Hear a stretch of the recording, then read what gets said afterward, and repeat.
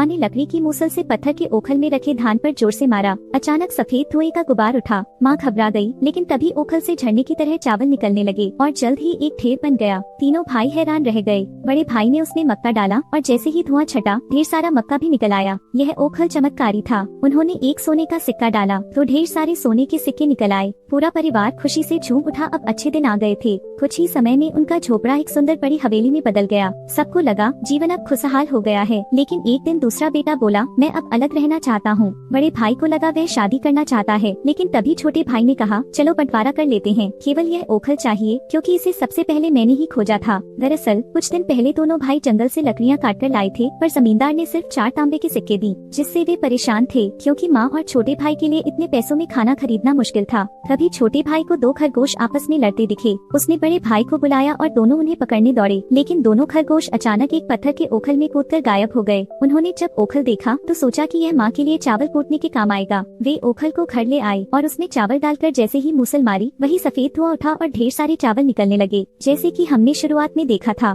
पर अब छोटे भाई ने बंटवारे की मांग कर दी है। बड़ा भाई बोला, अगर ओखल ले जाओगे तो माँ और छोटे भाई का क्या होगा? दोनों में झगड़ा होने लगा। एक कहता, मैंने ओखल खोजा, दूसरा कहता, मैंने उसे घर लाया। माँ दरवाजे के पास चुपचाप रोती रही। गांव भर में यह बात फैल गई। सब कहने लगे भाई भाई में ऐसा झगड़ा, और बात जिले के अधिकारी तक पहुंची। उन्होंने दोनों भाइयों को बुलाया और पूछा, क्या सगे भाई इतने स्वार्थी हो सकते हैं? दोनों चुप रहे। अधिकारी ने फैसला करने के लिए कारीगर से कहा, इस ओखल को 2 बराबर हिस्सों में बांट दो। लेकिन जैसे ही ओखल पर पहली छीनी पड़ी, वह नीली रोशनी से चमक उठा और फिर गायब हो गया। तभी आकाश से आवाज आई, यह ओखल चंद्रमा पर रहने वाले जादुई खरगोश युतु का है। यह धरती के लिए नहीं था। स्वर्ग ने तुम्हें गरीबी से उबारने का अवसर दिया, लेकिन तुमने लालच में भाईचारे को भुला दिया। तुम्हें सजा मिलनी चाहिए थी, पर माँ और छोटे भाई को ध्यान में रखकर तुम्हें माफ करता हूँ। अब मेहनत से जीवन बिताओ। दोनों भाइयों को अपनी गलती का गहरा एहसास हुआ। बड़े भाई ने माफी मांगी, छोटे ने उसका हाथ थामा और दोनों माँ के गले लगकर रो पड़े। उन्होंने वादा किया, अब हम मेहनत करेंगे और पूरे परिवार को खुश रखेंगे। आखिर में उन्होंने आकाश की ओर देखा तो देखा चांद पर युतु उसी जादुई ओखल में चावल कूट रहा था।